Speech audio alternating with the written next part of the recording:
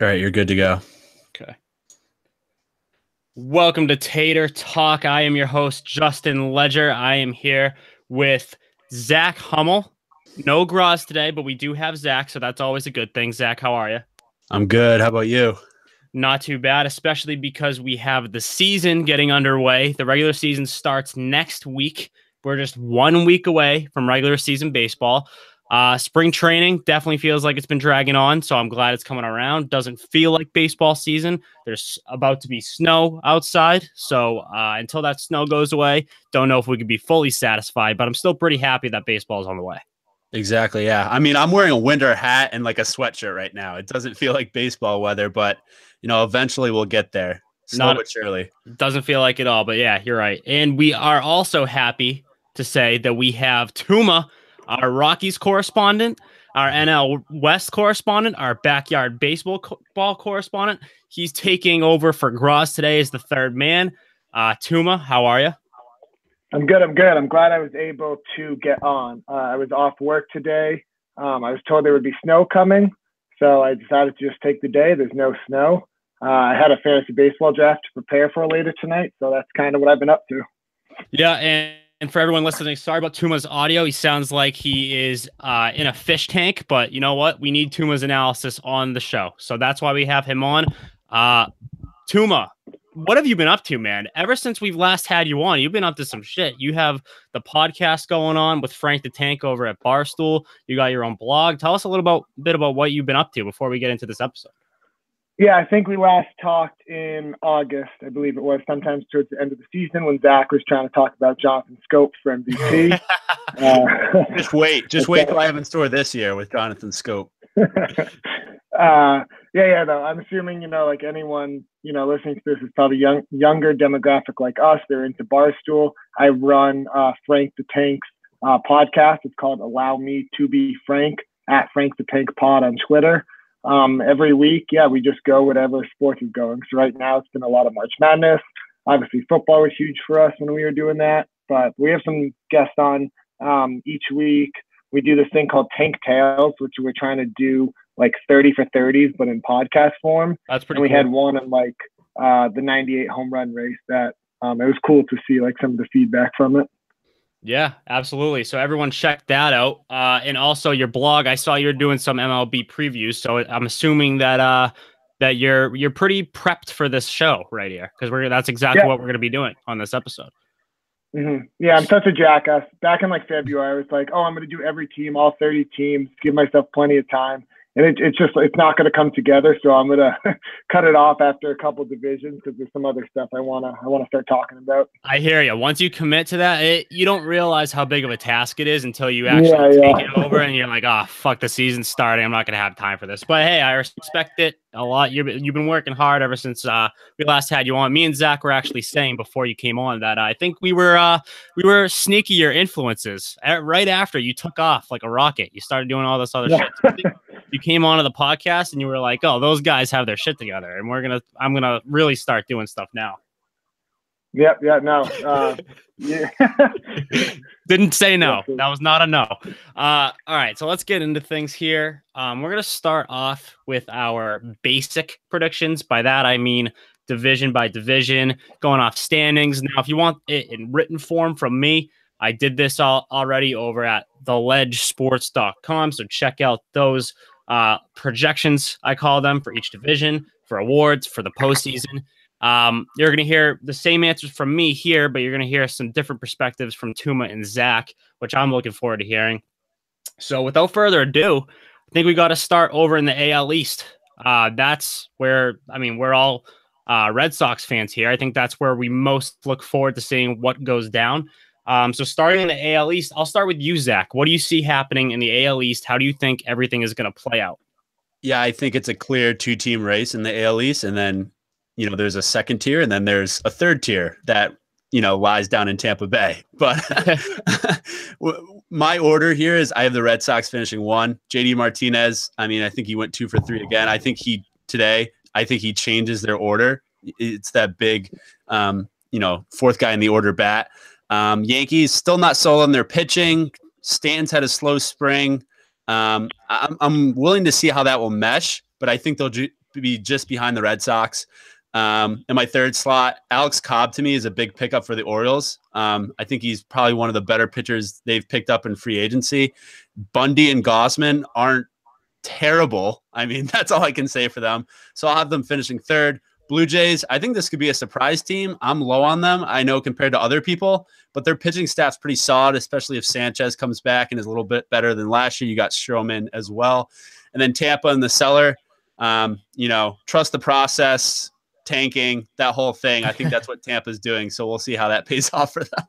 All right, Tuma, what do you think? I think people got really ahead of themselves with the Yankees here. And I want to start by saying I think they deserve to be the favorites entering the season. Vegas has them as the favorites. A lot of analysts, experts, all that are picking them. But a few things. One, everyone's getting way ahead of themselves with Giancarlo Stanton. Yes, he was the NL MVP last year. Yes, he hit 59 homers last year. Before that, though, before last year, he was this injury-prone, overpaid guy. His career high in homers was 37. So obviously the move to Yankee Stadium will help him in that regard. But I don't know. Does that make sense? This time last year, he was not perceived the same way. So I think we have to just slow down a bit with him. I think, like Zach said, the starting pitching, I don't buy into it. I like Severino. After that, no one scares me. And then lastly, not that a manager can make too big of an impact in Major League Baseball these days, but Aaron Boone was in the broadcast booth last year. And unlike Alex Cora, he wasn't planning to come out until really the Yankees had this opening. I don't know. That's all I'm saying about that. Do you still have the Yankees as your AL East winner, or are you taking the Red Sox instead and not really believing in the Yankees hype? Yeah, and then on the flip side, the Red Sox, everything went wrong last year, and they still won the division. People are trying to say Mookie Betts stinks because he hit 264, but if you look at his batting average on balls in play, not to get too nerdy here, but I mean that points to a big bounce back there. A full season of Devers, second year of Benintendi, hopefully a full year of Price. Again, if a gun to my head, I might still say the Yankees, but I think the gap is way closer than people think.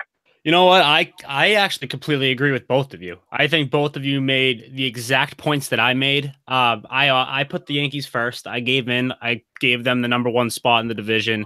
But as Tuma, you were just saying, I think the gap is so much smaller than people think. I have the Red Sox finishing 2 games behind the Yankees.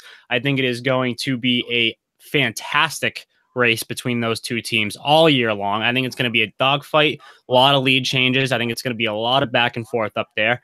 I do have the Blue Jays as my third team, like you do, Zach, and I think I have the Orioles and then the Rays. Me and Graz, of course, Zach. Last episode we have that $1 bet on the Rays finishing in last place. I don't see how I lose that, especially now that the Orioles got Alex Cobb. But can we talk about the Cobb contract for 2 seconds? 4 years, $60 million for Alex Cobb. Am I the only one who thinks that's absolutely asinine? I think that's one of the worst contracts that's been given out all offseason, but that's besides the point. I'm going with the Yankees number 1, so that's my AL East. Yeah, they're desperate for pitching. I think it just comes from that. They have, as John Farrell once said, we have 5 number 1 starters. The Orioles have 5 number 3 starters. So we'll see how that goes for them. Yeah, for sure. So we'll move on to the AL Central here. This is the easiest one for me, I think, to predict. I think it's from top to bottom. It's just so straightforward. There's no other division in my mind that's easier. I'll start here. I'm going to go with the Indians number 1. Shocker. Bold prediction. I don't think I need to get too far into explanations there. They are the class of that division. They are going to be for the next couple of years at least. So I'm going with them 1. Number 2, I'm going with the Twins. They got a lot of breakout guys who could possibly break out on that team. Byron Buxton obviously being the main one. And I also like Jose Barrios as a breakout candidate as well. Both of those guys. If you want to talk about underdogs, I think Byron Buxton is a solid underdog candidate for AL MVP. Do I think it'll happen? No. But I think that's a guy, if you're trying to place a little money, get some value, I think Byron Buxton's that guy. And Jose Barrios, he's not quite there yet, but another guy who I think one day could be a potential Cy Young winner. So that's who I have second. Third, fourth, and fifth, it's like, who gives a fuck? It's like the White Sox, who have a lot of good prospects, but they have a couple of years until they fully make it. The Tigers suck, and then the Royals. So that's the order I have it going in there. I actually have the Royals in last place. It's kind of a hot take, but I think all 3 of those teams are just garbage. Zach, what do you think? Yeah, I agree with you. The Indians are obviously the class. Yonder Alonso has been killing it this spring. I think he'll actually be an upgrade at first base. I think his swing just fits that ballpark so nicely. Starting pitching, but I mean, if Danny Salazar is your fifth starter, you are absolutely stacked in your rotation. Still have a bit of concerns about their bullpen. Andrew Miller is pretty much the only stable guy there, in my opinion. Twins, like you said, I have them finishing second. I think this could be a bridge year for them in that I think next year they'll be able to compete with the higher teams in the AL. But I think this year is a good to build on. They improved their starting pitching, which they needed to do this offseason. So that's great. I'm actually a little bit higher on the White Sox than you are. I know they're a couple years away, but I think they have a lot of good young arms. Maybe Kopech will come up to the majors this year. I'm guessing he will. Their lineup has a lot of good young talent there. That fits that ballpark. If Avisail Garcia can have a year like he did last year, that's a good thing for them. So I have them finishing third, and then Royals, Tigers, just dumpster fires, both of them. Royals, obviously everyone left. Tigers have been that way for a couple years now. Interested to see how Miguel Cabrera comes up with the Tigers. I mean, if he's just on another terrible team, we'll see if they decide to move him. I know his contract's outrageous, but he could be a good DH for someone. Okay, Tuma, AL Central. Yeah, I don't think there's a sane person in this world who wouldn't pick Cleveland to once again take that division. Francisco Lindor, he's kind of like my MVP pick for this year. He had like an insane power outburst, and he was kind of one of the launch angle guys. I like that. They did lose a couple like chemistry glue guys in Carlos Santana, Brian Shaw.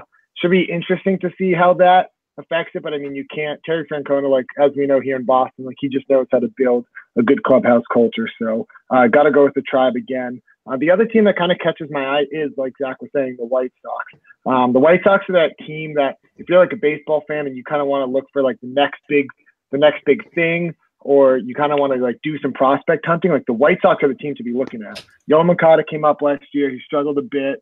No reservations about him. Michael Kopech, electric arm. Eloy Jimenez was the guy they got from Jose Quintana. And they have one of the best farm systems in baseball. I think baseball does have a tanking problem. I think this offseason I really bought into it. I have mixed feelings about it because if I was a GM, it's exactly what I would do. Right. But I also think the White Sox, they were rumored to be like going after Machado. So I just like the way they're thinking with all this right now. They remind me of the Cubs and Astros they've done in recent years. All right, yeah, I think, again, we're all on the same page with the Central. The White Sox, yeah, they're an intriguing team for me for, like, in the next couple of years. I think this year is going to be sort of a bridge year. I think they are going to make some strides in the right direction. I'm more interested, within a year or two, I think they're going to be competitive in that division, put it that way. So I'm pretty excited to see where they go moving forward. I just don't think this is going to be the year where we see significant strides in the right direction. So that's the Central. We'll move on to the AL West now. I can start with this one again. In the AL West, it's very similar to the Central to me, where it's like you have that one team who's just obviously going to win it in the Astros. You got the intriguing team right up next. The Angels, in my mind, are that team. They're similar to the Twins, where I think both of those teams are going to be battling it out for a wild card spot. And after that, you have three teams that definitely aren't, in my mind, going to be in contention. And the Mariners, and then you have the Rangers and the A's. And if I had to pick one team to surprise out of those three, I'm actually picking the A's. I think that lineup is really good. Whether the pitching can come together, that usually doesn't happen with them, but they have a bunch of unknown guys who one of them is bound to break out and be pretty damn good this year. At least that's what I have going on in my mind. Not big on the Mariners or the Rangers for different reasons. The Mariners, I get hyped on every year. Me and Zach talk about this all the time. Everyone rides the Mariners hype every year because what they look like on paper. I'm not buying that hype. I'm not falling for it this year. So I'm out on them, and I'm out on the Rangers as well, just because they look like they're going to suck this year. So in order, I have it as Astros, Angels, Mariners, Rangers, A's. Actually, no, I have A's, Rangers. Sorry. So Zach, what do you think? Yeah, I'm just looking at this Astros pitching staff. They're better than they were last year, and they won the World Series pretty handily. Yeah. They're the team to beat in Major League Baseball, in my opinion. I mean, top to bottom, they have guys that can play multiple positions on the field. They got a real strong rotation with a couple Cy Young candidates. So they're the runaway in this division. The Angels, at least they're improved from last year, so I think they'll push the Astros a little bit. I can see them. I don't see them coming within 5 games of the Astros, but it could be 10 games rather than last year where they clinched that division before everyone else did their divisions. I agree with you on the A's. I like their lineup. One guy to look out for is Matt Olson. I think he's their first baseman. He's got some pop, big lefty guy. Like you said, their pitching staff, a lot of 3 starters. We'll see how that goes. Great. I'm a big fan of Kendall Graveman, who's their quote unquote ace. He's not an ace in my mind, but he does give you innings, and he's got a good sinker ball. Their bullpen's solid. I see them finishing 3rd, probably around 500, a little under. I'm not buying into the Mariners this year. It's like a drug. I'm off. Yeah, exactly. I was just out in Seattle, and they're selling Ichiro jerseys. So that tells you where their franchise is right now. They have like no real face other than Robinson Cano. So they're selling Ichiro and Ken Griffey. So they're still living on those days. Hey, I would too. I would too if I were there. There were great times. Yeah. And then I'm out. I'm totally out on the Rangers. I think this could turn into a blow up situation where they trade some guys at the trade deadline. I could see that blowing up pretty quickly. So I have Astros, Angels, A's, Mariners, Rangers. All right, Tuma. Yeah. So as we discussed, we're all Boston guys. I'm a Red Sox fan. I'm also the Rockies correspondent. So I'm a Rockies fan. This year, I'm also becoming an Angels fan. I get last year was the first year at MLB TV. Just used it a ton. And the Angels, I think, is going to be like my most watched team this year. I think I agree one, with you. just Mike Trout, just the continued greatness, and 2, just the whole thing with Ohtani. I really want the Angels to do well also because I want Mike Trout to get into the playoffs. He's only been to the playoffs once, and they got swept in the ALDS. And I just think that would be good for baseball if Mike Trout is in the playoffs. Yep. With the Astros, obviously they're going to win the division. I would nearly bet my life on it. Me too. What I'm curious about is I don't know if you guys remember because no one's talking about this anymore. But this time last year, the whole baseball world was Cubs, Cubs, Cubs, Cubs. Everyone was sucking the Cubs' dick. Cubs, Cubs, dynasty. How many? So, and now all it took was 1 year of the Cubs being pretty average, and people are off them. So I'm curious to see what the Astros do if they have a championship hangover. I'm kidding. I don't know. I just think that's a factor. I mean, I still expect them to win the division, but we'll see when October comes, what state of mind they're in. After that, yeah, like you said, the A's, I know a lot of really smart people are a lot of the Fangraphs guys, people like that really like the A's. So that kind of makes me believe, even though I can't really see the full picture yet, but I'll take them at their word. Moneyball 2.0. Yeah. Rangers, gross. Mariners, longest playoff drought in baseball, longest playoff drought in sports, actually, since the 2001 team that won 116 games. That's one of the 30 for 30 podcasts I want to do because that is insane. There should be a 30 for 30 on that team. Oh, yeah, for sure. But yeah, like you said, I'm not buying it. We hear about them every year. Yeah, I agree with pretty much everything. The A's, I wish I had the balls to put them 3rd place in mine. I have them 4th, right behind the Mariners. That'll probably bite me. That'll be this year's Mariners curse for me. Instead of picking them for the postseason, it's picking them 3rd, and I'm going to lose that too. It'll be the A's probably. I'm very interested in see how, speaking of the Mariners, James Paxton does this year. I think I'm seeing him in a lot of sports books as not a favorite for the Cy Young, but I think he's top 5 or top 8 for Cy Young favorites in the AL. So I think that's one guy to watch out for.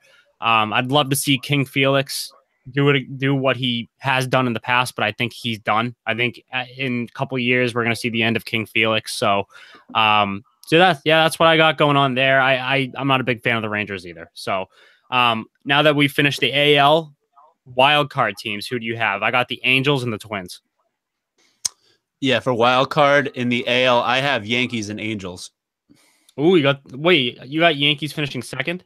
Yeah, in the AL. Oh, shit. Okay, I didn't even realize that. All right, Tuma, what do you think? Wait, so you don't have the Red Sox? Red Sox. No, I'm Red Sox and Angels. What I meant. I have the Twins behind. I don't know why I said Red Sox. Yeah, I'm saying I don't know why I said that. Baseball's in a weird spot. Like I said, with the whole tanking thing, a lot of these divisions, I think the AL East is a 2-team race. NL Central, I could talk myself into a 2-team race, but like you said, it's pretty chalk.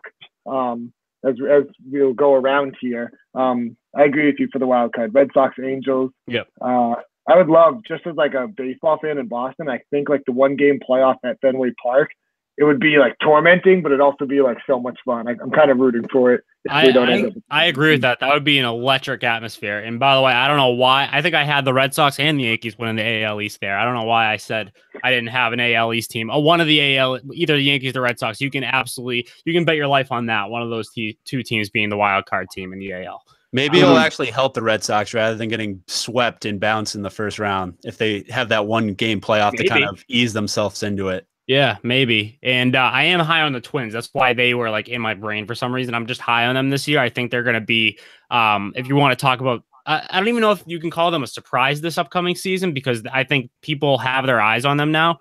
But I do think there are a lot of talented players in that team that can make some noise. So I just want to add in there.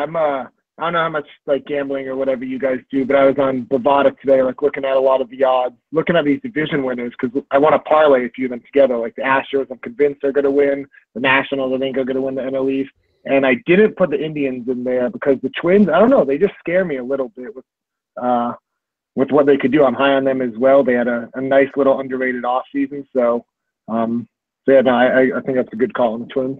Yeah, for sure. We'll head over to NL now. We'll try to speed through it so we can get to the awards and the World Series and all that. NL East. This is an interesting one for me. I don't think it's going to be anything crazy, but I do think you're going to see a little competition, I'll say, with the Nationals this year. And I know this is gonna bite me in the ass too, but I'm putting the Nationals number 1. That's clear. But then I'm putting the Mets too. Guys, this could be a year where the team actually stays healthy. So far, not so good in spring training, but hey, never know. If they do, they have the talent. So I'm throwing them second. The third, Phillies. I like the Phillies this year. I don't like them as a real contender, but I like them as a team, the idea of them in the future, similar to the White Sox in that aspect. So I like them third.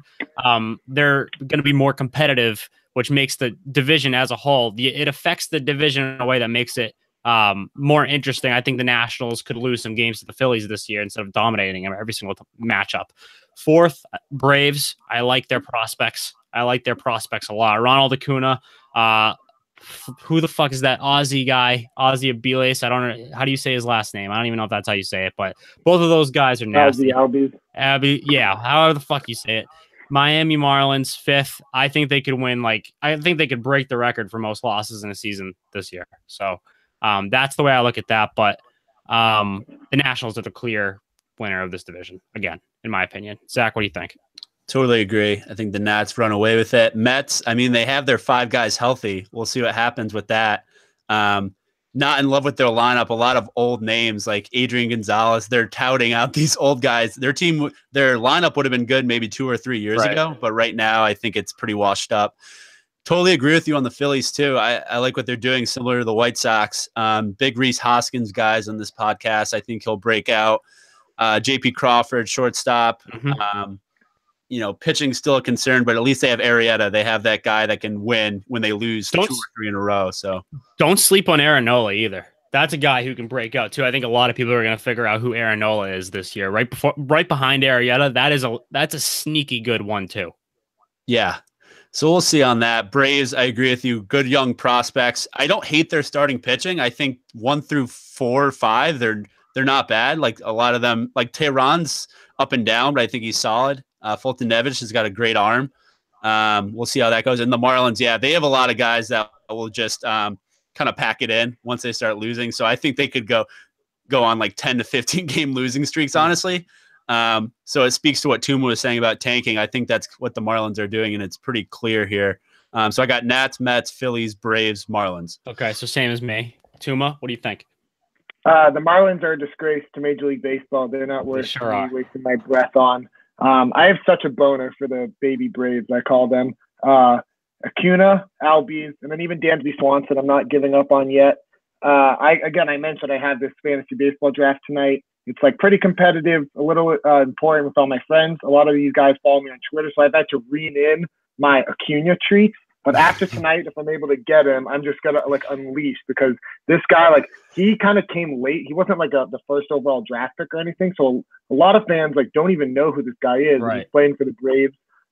He's gonna be up in 2 weeks once the service time shit gets figured out. But he is just going to be something special, I really think. So I like the Braves, similar to the White Sox. That's a team, like you said, the White Sox, they're going to be a year away, 2 years away, but that's a team I want to follow this year, like to see how they grow.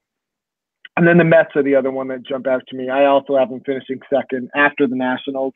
I talk to Frank the Tank every week, and I told him back in February, like, spring training, what I want Syndergaard and DeGrom to get out healthy. We do that. Mickey Callaway is kind of changing the culture for them. They'll be in a good spot. That's what happened. Frank, I don't know what it is about Mets fans. It's in their DNA. He's still negative. He still like doesn't believe it's going to happen. They don't have a reason to be positive. They have no reason to be positive. I don't blame them at all. I think the Mets, more than almost any other team in baseball this year, need to get off to a good start. Again, because Syndergaard and DeGrom are healthy, I'm optimistic about it. I think Mickey Callaway is going to make a huge difference, bigger than people think, to be completely honest. I think Terry Collins was holding them back big time. I don't think he was a horrible manager or anything, but there was no culture change within that organization. And I think Mickey Callaway, not that I know a ton about the guy, but just from face value, I think he's going to make a big impact. He's not going to be able to keep the team healthy necessarily, so that's a big factor. But I do think this team is going to make the Nationals sweat at least a little bit in that division. I'm not saying they're going to be like neck and neck the entire year, but I do think it could be close. Hey, if the Nats slip up at all, like the Mets could be right there behind them. And we've seen, what was it, 2015, I think, the Nationals, it was the year after they signed Scherzer, and like Bryce Harper said, like, I'm getting fitted for my ring and everything. So we've seen it happen before. One more thing on the Central. I like how every time, like, I feel like for the rest of this, there's a young team that could break out within the next few years. We reference the White Sox. So that speaks to how good the White Sox could be eventually. They have such a stacked farm system that we're giving them a lot of credit here by saying that, like, every young team that could be good is like the White Sox. So, go ahead. They played the rebuild perfectly. Like, you got to like really do that. Like the Cubs mastered to go all out, get top level prospects. A team like the Phillies, they were rebuilding. I know we like them a bit more now, but they don't have like that high level minor league talent the way Chicago does. Absolutely. Speaking of Chicago, we're moving on to the NL Central now, where I have the Cubs first. We talked about briefly how a lot of people are out on the Cubs now after how they didn't fall off by any means last year. They still won the division. They just didn't. They had a slight World Series hangover for a lot of the first half of the season. I think they're division champs again this year. There's a lot of people saying that maybe the Cardinals or Brewers could compete for the top spot. I don't think so. I think it's still the Cubs division. But after that, one more thing on the Cubs. Yu Darvish, he's such a perfect replacement for Jake Arrieta that's what really made me decide that they are going to be division champs again, because no one else in the division made enough good moves with their pitching staff to compete with that of Chicago. So second place, I have the Cardinals. Now I feel like something tells me that one of you guys is going to disagree with me on this and be a fan of the Brewers acquisitions. I am not as high on the Brewers getting Yelich and Kane as a lot of people are. I'm not saying they're bad signings. I'm just saying they already had depth in the outfield, and they still have done nothing with that pitching staff. I'm not a believer in the pitching staff. They don't have Jimmy Nelson until at least the summer, I think. So that's an issue. So I'm putting them third here. And the Cardinals getting Marcell Ozuna certainly helps a lot too. They have their own concerns with their pitching staff. I just believe in it more than Milwaukee's. Fourth, I have the Pirates. That just think they're going to suck. And then the Reds will suck slightly less.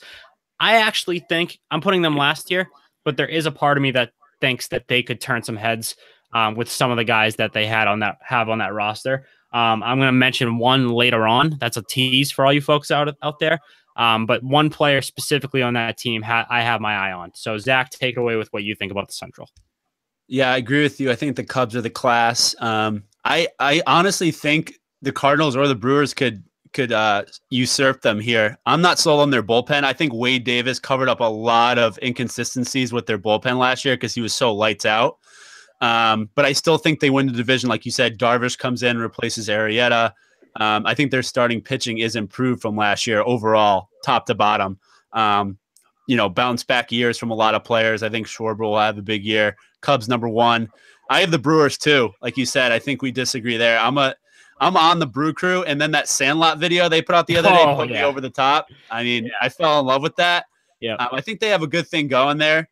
Just internally in the clubhouse, they all seem to be kind of bouncing off the walls with each other, having a good time, which is always good to see with the team. Again, I'm a little bit worried about their starting pitching, like you mentioned, but I think they might have the best bullpen in the division, so hopefully that can pull them a little bit. I really like Knebel as their closer. He throws gas.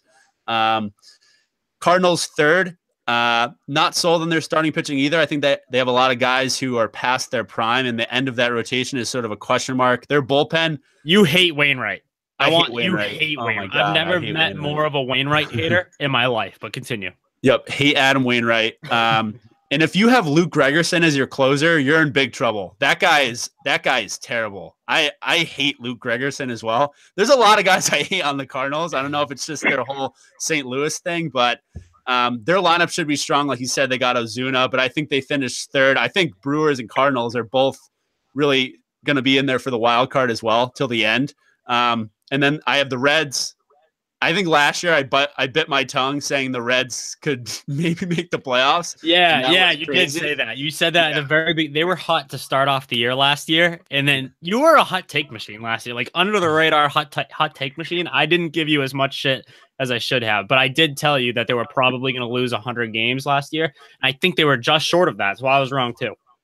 Yeah, their starting pitching is downright terrible. Their lineup's not bad. Their bullpen's okay. Right. And then the Pirates, again, I think they'll be in a Ranger situation where they might start trading at the deadline. I could see Josh Harrison get moved, and a couple other guys. They already got rid of Cole. So to me, Ivan Nova is their number 1 starter. Okay, you're in bad shape if that's the case. Pirates, in my mind, are going to be the sellers at the deadline. I think they're going to ship a lot of guys away. And that being said, I still think they finish ahead of the Reds. That's what I think about that the Reds franchise. You are not high on the Reds. Yeah. There's reasons to be optimistic about the Reds. I just don't think they make any sort of jump this season. I think within the next couple years, you're going to see a slight little jump. I like a lot of their young guys. Just don't think this is the year. I think the Pirates are going to be better than people think in the first half, but they're still going to sell. One thing I would say is whenever the Reds play the Pirates this year, bet the over because they are both terribly at pitching and they have decent lineups. So that's just my 2 cents there from a betting perspective. All right. Tuma, what do you think? Yeah, so the Cubs, I'm kind of getting back in on the Cubs. Like I said, this time last year, no one would shut the fuck up about the Cubs. They came to Fenway in early April. I was sitting in the bleachers for a couple of those games. We had a row of like 10 Cubs fans right in front of us, and holy fuck, they were annoying. At that point, like I was all out on the Cubs. I was like, I hate these guys. I was actively rooting against them. And then I don't know, like they just had that like real mediocre first half. It's kind of like weird. It's only been a year since they won it all, and the whole core is kind of different now. They got Quintana in, they got Darvish in. Arrieta's not there. A couple of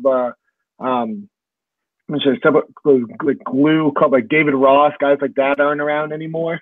So, but that being said, like they are still like right there. Like there is still a ton of like high-end premium talent. I'm buying into skinny Kyle Spring.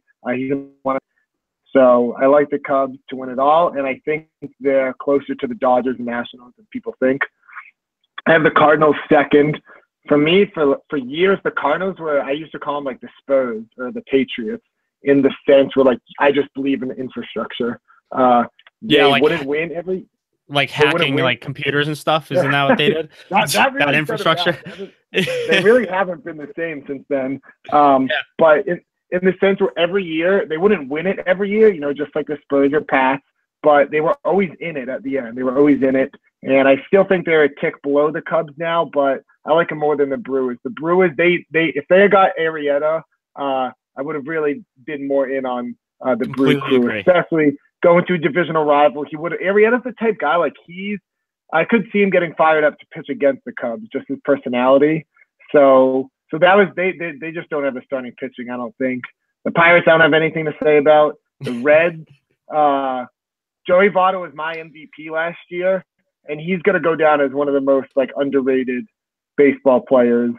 I don't want to get too dramatic and say it all the time, but yeah. But right now, like, he has got to be like one of the most underrated guys out there. He always says his goal is to have a 500 OVP season. I think he was at like 452 or something last year. But if he ever could do that, like, oh my God, like that would be. He is just so fun to watch it. He's awesome. Joey Votto is awesome. So you have the Pirates ahead of the Reds still? No, I'll flip that. I'll take the Reds. Oh, interesting. Okay, I like it. Yeah. I'm not brave enough to do it, but I like it. Now let's move on to all three of our favorite divisions here. The NL West. Now this is Tuma's expertise here. He's our Wild West. Yeah, the Wild West. He's our official NL West correspondent. I don't want to be a Debbie Downer here, but I'm less excited about the NL West this year than I was going into last year because now the Rockies are good or pretty good. Now the Diamondbacks have been to a lot. Now there's no real underdog story there. It's just straight up who's going to be in the wild card or who's going to be out. So that being said, Dodgers, number one. I really don't even need to go into it. I think it's again, the two teams who played in the World Series last year are the two best teams, the Astros and the Dodgers. I think they're the class of baseball heading into the season. Will I eat my words come October? Will there be some sort of surprise? I mean, I don't think so, but anything can happen in the sport. I think we've all learned that over the years. Second, I still have the Rockies. Now, am I biased? Absolutely. But I have the Rockies still because I love that bullpen. That bullpen is going to be shut down, and they're going to have a lead anyway because of how good that lineup is. I am the biggest Nolan Arenado guy on the planet. I think he's going to be a serious NL MVP candidate once again. He does need a little bit of help from guys like he needs Charlie Blackmon to have another MVP caliber season. He needs Carlos Gonzalez to get his head out of his ass and come back to being one of the premier players in that lineup, which I think is a big question mark. But there are other guys. They even have a young guy, Ryan McMahon. I think that's a guy people need to learn his name because he could be something this year. And then Ian Desmond needs to have a good year too. So all of that sort of needs to come together for this projection to come true. But I have them second place. I have the Giants third over the Diamondbacks. I'm not quite sure if that's considered a hot take or not, but they did make some improvements. Posey has some help with Andrew McCutchen and Evan Longoria now. A lot of people, the joke with the Giants is, oh, that's your 2012 World Series champs. Like that, this would be that team. But I still like them to at least be competitive in the National League, at least a lot more competitive than they were last year. And remember, the Giants dealt with injuries, a lot of injuries last year. They were decimated by injuries, including Madison Bumgarner. They missed him for 3 months. So I think they finished in the mid 60s for wins last year. I have them winning 82 games this season. I think they made so many improvements, and as long as they stay healthy, I think they're at least 15 games better than they were last year. Fourth and fifth, I got the Diamondbacks fourth. I think the loss of JD Martinez is huge. I don't like Zach Greinke this year. His velocity has been way down in spring training. I don't like the rest of that rotation. I think it's very mediocre. You have to count on Robbie Ray having another all-star season. Just a lot of things have to come together in order for the Diamondbacks to compete. And then fifth, I got the Padres, who, take a wild guess, are like the White Sox in the sense where a couple of years they could be something. They got Eric Hosmer. He's sort of the base, and they're building some young talent around him. I like the way this lineup looks. I don't like their pitching staff. They need to rework that. And then the Padres will be on the map, but I still have them in last place. I think that's everybody's pick here if I had to guess. So Zach, what do you think of the NL West? Yeah, I picture this division with like the top four teams all with guns pointed at each other in like an old Western town. It's just like I think there's a lot of good teams in this division this year, especially with the Giants improving. Last year they were absolutely terrible. I actually have the Rockies finishing first. Ooh, yeah, hot take, and I'll tell you why. Can we sound the hot take alarm? Number one. My guy Trevor Story had a really down season last year. He's been killing it in spring training. I think he's a game changer for them, honestly. I know their lineup was good last year. I think John Gray takes a leap. Not in love with the rest of that rotation, but their bullpen has shut it down. I think it's a lot like the Brewers. Their pitching will get them to the fifth or sixth inning, and their starting pitching will get them to the fifth or sixth inning. Then their bullpen will just close the door. I'm a big Wade Davis guy. Love him at the end of that bullpen. So I have him. I have the Rockies finishing first.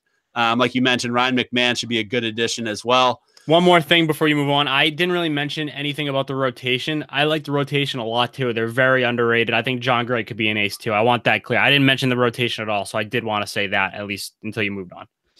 Yeah, and I have the Dodgers finishing second. I think it will be a very close race. I actually think the Turner injury is pretty big, not just on the field, but I think he's a big, like in the dugout guy, pumping guys up.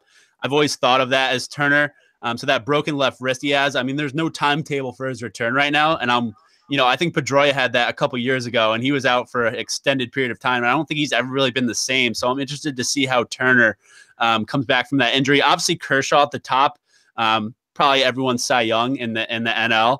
After him, though, Alex Wood, Maeda, Rich Hill, Ryu, not a lot of quality there. I don't know. I just like the Rockies this year. I think they'll challenge the Dodgers. The Dodgers, to me, are a team that, they have a lot of good names up and down their lineup. Does Bellinger have just as good of a year? He could improve, but I think there could be a little drawback there, kind of what people are saying about Aaron Judge. So we'll see what happens. Yeah. I just, as Rockies guys, I feel like we have to make that pick. So I'll go Rockies first. You are standing up for Rocky Nation right now and just putting your foot down and saying, let's do this thing. Let's do it. I'm with you, Colorado. I actually have the D-backs finishing third. I think that JD Martinez leaving them will sort of galvanize their lineup to be like, okay, like JD left, but we have a lot of good players still here. Let's fucking prove it to people that are picking the Rockies and Dodgers ahead of us. So I think the D-backs third, Giants fourth. I don't know how this will all come together. I think they have a lot of good names on their roster, but I just don't see it meshing as well. The starting pitching solid. Bumgarner at the top. McCutchen, great acquisition. Longoria, I like him as a player. I don't know. There's something about them. I hate Hunter Pence, so maybe it's just him rubbing off on the whole team. And then exactly what you said about the Padres finishing last. I think there are a couple. What did someone say about the NBA draft player? Like they're 3 years away. They're 3 years away from being 3 years away. I think they're like 6 years away from be able to compete in this division. We'll see how Hosmer changes that clubhouse, but I don't think they really have a chance in this division. So I'm going Rockies, Dodgers, D-backs, Giants, Padres. How many years away do you think the Padres are from being a wild card team? Because I agree with you on the division part. I think the division is going to be a tough, especially, I mean, these, except for the Giants, I mean, they're kind of old, but I think the rest of the division is up and coming in a way. So I'm interested to hear what you think about the Padres winning a wild card eventually. Yeah, like, again, they're going to have to, there's 4 teams in the division that are better than them. So they're going to have to pass one of those. And that just takes into account the division, not the other divisions in the NL. So I think they're multiple years away. All right, Tuma, NL West. Let's hear what you have. Our official Rockies/NL West correspondent has to say. I think it's funny. I think we all had those top 4 teams just like jumbled up in a different order. I'm going Dodgers, Rockies, Giants, Diamondbacks. The Dodgers, I want to start by talking about them. I want to talk about Clayton Kershaw. Again, like he's someone like you can't really say he's underrated because like everyone knows he's the best pitcher in baseball and pretty much has been for some years. But he's like really, really good. Like Buster Olney is someone who talks about like Kershaw as maybe being the best of all time. That's a stretch for me. He's definitely the best since Pedro. And the thing is, like, people say, Clayton Kershaw has 3 Cy Young awards. He should have more. Yeah. The year he lost to R.A. Dickey, that was a joke. That was because all the sports raters were like, oh, my God, a knuckleball. Oh, my God, a comeback story. So that should be 4. 2016 was actually his best year ever until he got hurt. So he should have won that one. So he really should have, like, 5, I think. And if he has 5 Cy Youngs, like, the whole narrative about him different. People get too worked up about the playoff stuff. He's consistently pitching deep into the postseason. So naturally, he's going to just have like more wear and tear and all that stuff. So that doesn't concern me. He's had big spots in the playoffs. I really wanted him to, like be the guy to like get the Dodgers that World Series. And if he would have been like World Series MVP, he would have been like appreciated more. But yeah, I got the Dodgers winning. They still have guys coming through the farm too. Like they're so deep. They're so deep. They have this Walker Buehler kid, this pitching prospect. But so I like them. The Rockies, I'll go Rockies second. Again, we got to represent Rockies Nation. Yeah. No, I would say, so yeah, the bullpen, I love that. I'm all about like the bullpen, especially once you get to the playoffs. That's why I really like their chances in the wild card game last year. We kind of said the Yankees did it. Luis Severino in the AL wild card game last year pitched 1/3 of an inning, and then they went right to the bullpen and they won.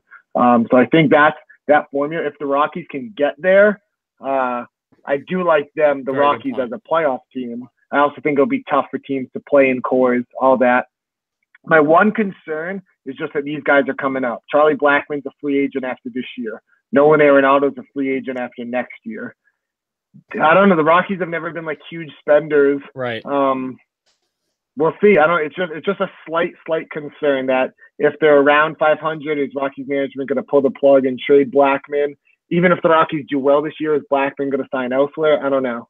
The Giants, similar to the Cardinals, I kind of just trust the infrastructure. Also, it's an even year, so fuck it, why not? And the Diamondbacks are just like obvious. What's the word? Obvious overperformers last season. Like Torey Lovello a lot. But yeah, the loss of JD Martinez, I think, will hurt. And then the Padres, I don't know. One of the funniest things to me is like when they signed Hosmer, they obviously signed him for like the makeup reasons. Like he's got good character, he's a good leader. And all like the analytical nerds get like so worked up about that. It's just, why can't it just be a balance? Like analytics matter and like on field, off field character, leadership things matter too. I don't agree with the signing, but I get what they're doing with it. And like you said, they're like what the White Sox Braves. They're going to be coming soon. All right, I like it. You have the same as me, actually. We have this exact same standings there. So Zach's been kind of the different one because you had the Brewers finishing second in the Central, right? Yeah, I think it's just my hate for certain players rubbing off on their team. Yeah, maybe.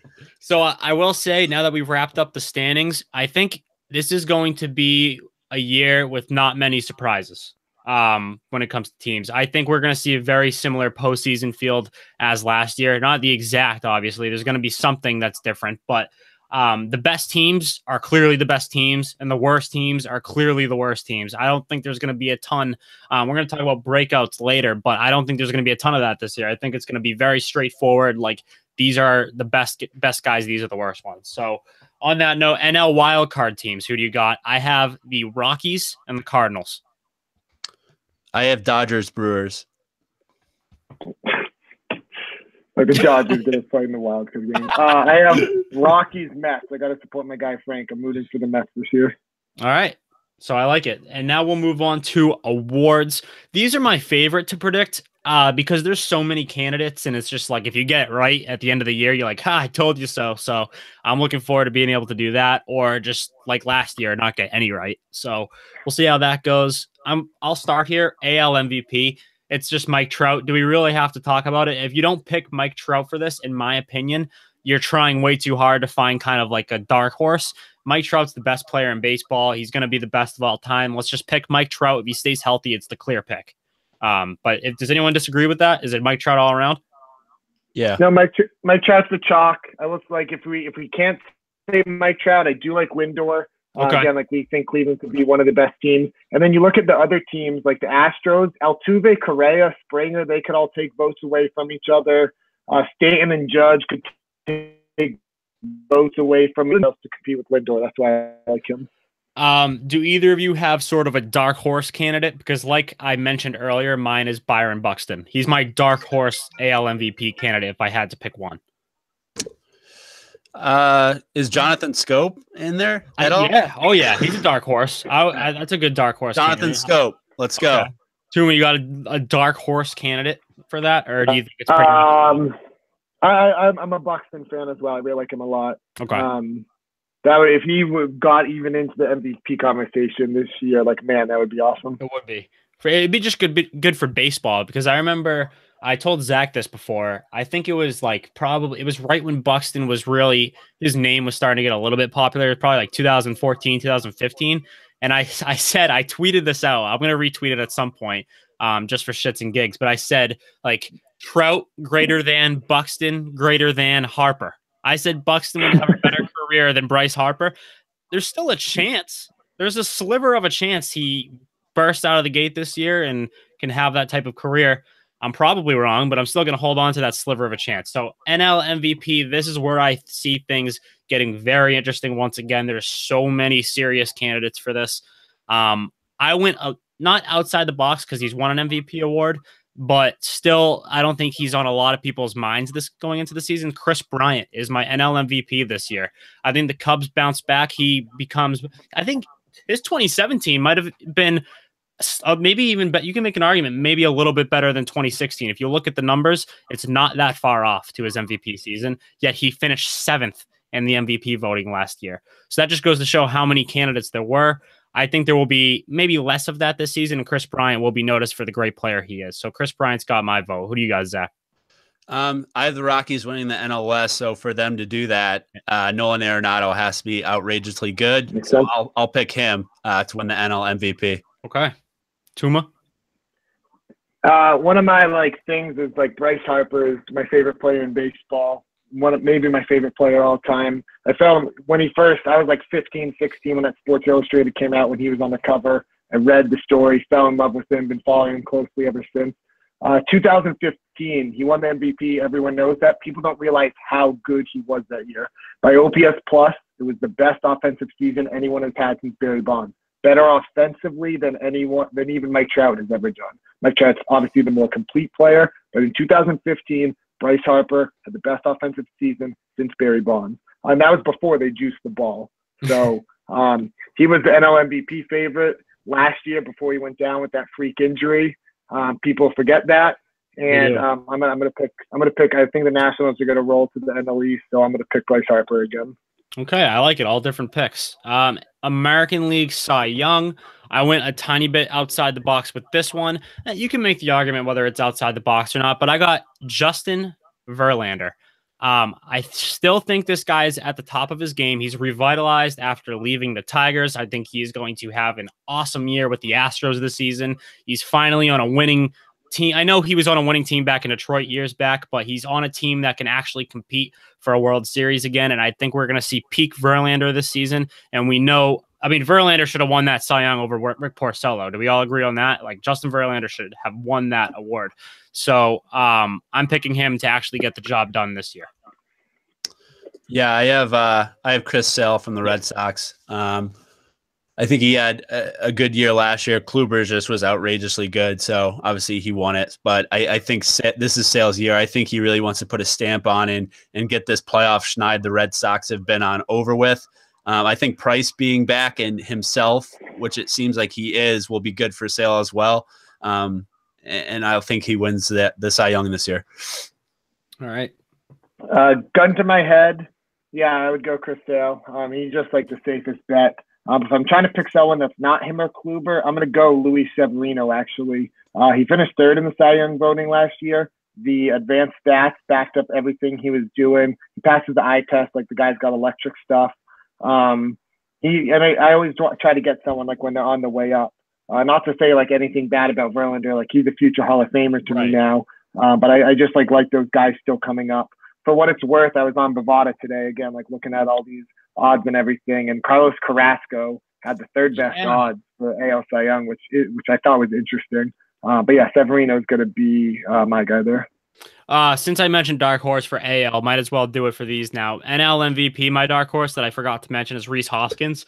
I think Rhys Hoskins, I know he was a hype machine. He was just hitting bombs last year, and there's not really a bunch of other aspects to his game, but that's why it's a dark horse. I just think he could kind of, this is a stretch, obviously, but be sort of like a Giancarlo Stanton offensively. That's his ceiling. So I think anything can happen. The Phillies are a hype team this year, and maybe, just maybe, the Phillies battle for a wild card spot, and he's a big reason why.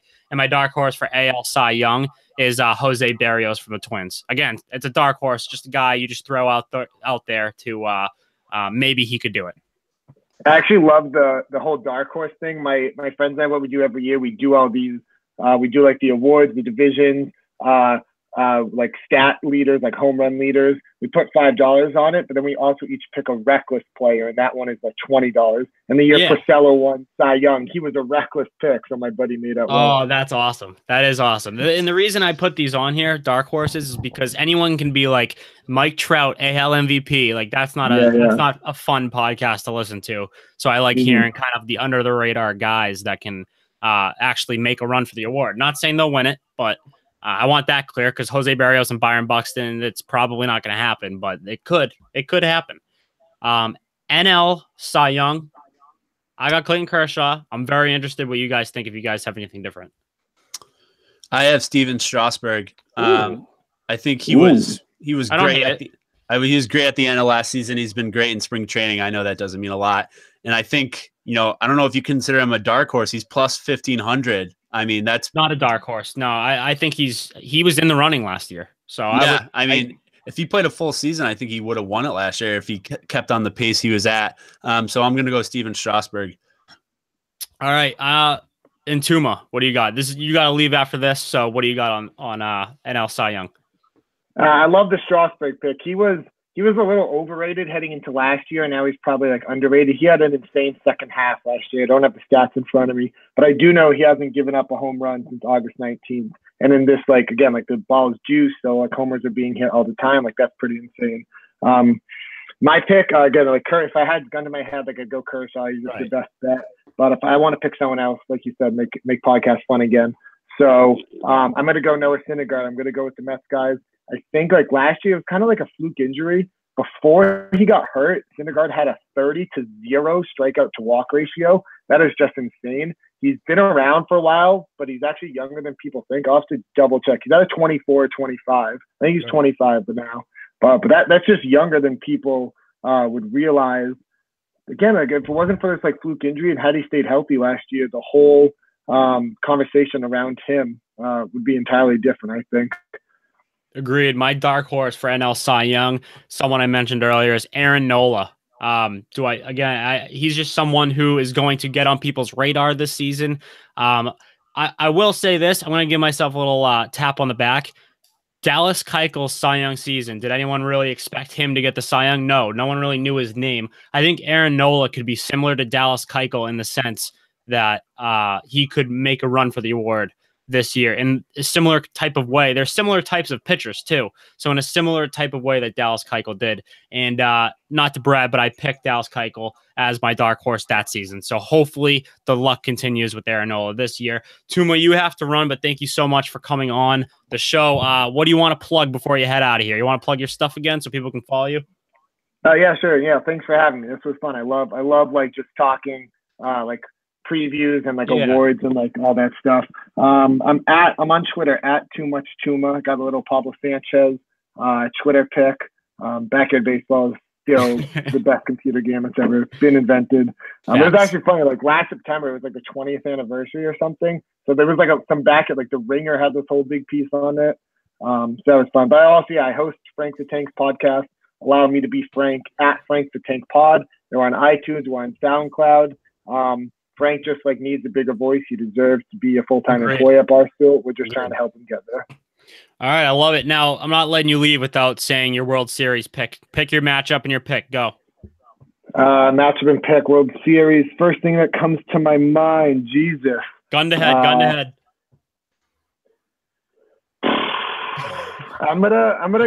I want to buy into a repeat champ. I'm gonna go the Astros. I know it hasn't happened since the late '90s Yankees. I'm gonna go Astros. I'm gonna have them beating the Cubs, the past two champs. All right, I like it. Tuma, thanks again. We will talk to you another time, I'm sure. Thanks, Tuma. Absolutely, guys. Have a good one. Keep it up. Keep grinding. Thanks, man. See you later.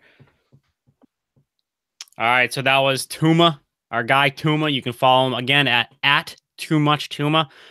Let's continue to roll along here. Let's just leave off with Rookie of the Year for awards. I will do that, and then we'll move on to just some little things that we want to get to. So we'll start AL Rookie of the Year. I have Willie Calhoun of the Rangers. I don't think the Rangers are going to be anything special this year, but he's going to be a big bright spot. They're going to be showcasing some young guys to actually be an interesting team this season. So I have Willie Calhoun with my dark horse being Miguel Andujar of the Yankees. I think that's a guy who, we're talking about Stanton, Judge, Sanchez, and all that shit. Miguel Andujar could be on the big league team. He's been having an awesome spring training, so he can make noise. Yeah, I like Andujar. Mine is going to be from the Oakland Athletics, Franklin Barreto. He's middle infielder, but they've been playing him in the outfield this spring training to try to find a spot for him because his bat is unreal. He's got great pop for his size. He's a smaller guy. Great fielder as well. So I think the A's will plug him in because I think they need some power in that lineup to go alongside Olsen since they lost Ryan Healy. So mine will be Franklin Barreto in the AL. All right. NL Rookie of the Year, Ronald Acuna of the Braves. Huge fan of this guy. I think he's going to run away with the award. What I've found with Rookies of the Year lately, maybe it's just recency bias. it feels like there's favorites for the award, heavy favorites before the season, and then guys like Judge and Bellinger jump out of nowhere to be like amazing players that no one really was talking about in spring training. So I do think there's a chance of that this season. But Acuna, there's a lot of hype surrounding him, so I have to ride the hype. I'm picking him for NL Rookie of the Year. Yep, I have Acuna as well. I'm excited to see what he actually does in season. And like you said, the Braves are a team which will, only heighten his skills in that they have to play them. So play him and other players. So I think he's the favorite. And it's weird to me that there's not a lot of pitchers with Rookie of the Year. It's interesting. Yeah. It's been a lot of hitters lately. So interesting to see if any young arms come about. It was kind of Barrios last year, but not really at the same time. So it's so hard to be a really, really, really good rookie pitcher. It is so hard to do it because it's sort of the opposite of being a rookie hitter, where no one really knows your tendencies yet. Whereas the pitcher is just like, you have your stuff to rely on, and really that's it. You can have your scouting reports, but you got to rely on that. It's so much harder to win the award. My dark horse is Ryan McMahon of the Rockies. Again, remember that name because I don't think they're going into the season with Mark Reynolds holding down first base. So Ryan McMahon, especially if Ian Desmond can't produce, I think he takes over sort of their roles in that lineup for the Rockies. So that's a name to remember. Now let's get out of the basic predictions. Let's get to more of our kind of stuff. We're going to go into which team does he play for? Some not necessarily obscure players, just players that we haven't really heard of very often, especially in this last year or two. I'm going to ask Zach. I think you asked me last year, so I'm asking you this year. Which team does he play for? So let's start with number 1 here. Alan Craig. Oh my God. He's on a big league roster. I think they're all non-roster invite. I don't know how to say invitees, but yeah. Can you give me a hint? AL or NL? It's the National League. All right, I'm gonna go San Francisco Giants. You're close to the San Diego Padres. Close. Number 2, Melvin Upton Jr. Ooh. Okay. He's a tough Royals. No, you're getting the divisions right. You're not getting the teams right. It's the Cleveland Indians. 3, Derek Holland. Oh my God, Derek Holland. Okay. I know this one too. I'm gonna say Pirates. I don't think it's right. It's the San Francisco Giants. Number 4, K-Rod, Francisco Rodriguez. Oh my God. What's a K-Rod? How's this guy not done yet? This guy not done yet? He was on the Brewers last year, right? I think he was on the Tigers last year. Tigers? I'm going to go with the Miami Marlins. He seems like a South Beach guy. He's on the Philadelphia Phillies. 0 for 4. 5, the ambidextrous pitcher, Pat Venditti. Oh, my God. So he was on the Athletics a while ago. He got moved, I think, from the A's somewhere, and then he's in somewhere different. I think he might have been with the Mariners last year. I think you're right. I'm just tracking his progress. I'm going to go with the Atlanta Braves. Nope, it's the LA Dodgers. Oh, my God. 6, Peter Borges. Oh, Peter Borges. All right, he was with the Cardinals, the Rays, the Angels. What would make sense? Speedy, can play outfield. I'm going to go with the God. Electric. No, yeah, this is electric podcast. I think I'm going to go with the Royals with him. Chicago Cubs. 7, Trevor Plouffe. Oh, man. Trevor Plouffe. He was on the Twins, obviously. Then the A's, I think. Oh, fuck. The Mariners? Texas Rangers. Oh, my God. Now, last but not least. I got to get this one. This is the last one. You got to wrap it up on a good note. Yeah, I got to wrap it up here. Miguel Montero. Okay. He was on the Cubs. They released him, I believe, last year. Oh, okay. Baltimore Orioles. Nope. The Washington Nationals. I was like confident too. I was like, hey, it's all right. It's all right. Okay. 0 for 8, 0 for 7. Over 8. I mean, there's been better performances, but at the same time, I don't think a lot of people would have gotten those right. So it was a valiant effort. I respect the effort. You'll get them next time. Let's go on to, we have, if you're new to the show, we have awards. The Rhys Hoskins Award goes to the people. It's the Win Your Hut Award is what it's actually called, but we named it after Rhys Hoskins, sort of a player that is he's just going to win the most Win Your Huts. Like, you know, when you say that, you just get on a roll. When you're hot, like good things happen to you over the course of the season. Mine is Byron Buxton. Talked about him at length this whole show. So that's my pick. Who do you got? So I have a sort of a dark horse for this because Rhys Hoskins came up last year as a rookie and he kind of set the world on fire. I think this guy's going to do the exact same thing. Mini Schwarber, Dan Vogelbach of the Mariners. That's a pick right there. I like it. I love that. Left-handed power hitter. I don't know where he fits into the Mariners lineup. I think he'll probably DH, but I think he could come up and just go on a tear to start the season as a rookie. All right, and then there's the Matt Strahm Award. So the opposite of the Rhys. This is my favorite award. This is the opposite of the Rhys Hoskins Award. It's just a dud of the year. It's just who's the biggest dud. Not necessarily the worst player, just a dud. You can use that as your own definition of a dud. Just apply that to this award. I'll let you go first for this one. Yeah, so just an update on Matt Strahm. He's with the Padres, hoping he makes the team. Thoughts and prayers. So my guys from the Cincinnati Reds. Okay. Bullpen pitcher, Kevin Shackelford. What the fuck? This guy, he's one of these guys where I'll check a box score and he'll just have an inning where he gives up like 4 or 5 hits and 3 or 4 runs and he'll get like 1 out. That's Kevin Shackelford. So he's going to win a Matt Strahm Award this year. I bet my bottom dollar on it. Kevin Shackelford from the Reds. I'm going with Matt Moore. He's now on the Texas Rangers. He screams dud to me. He is the streakiest guy, and I just picture him in a Rangers uniform falling apart. So he is my dud of the year. He is my Matt Strahm Award winner prediction for 2018. So we'll see how it all works out. We're going to go hard with these awards again all year.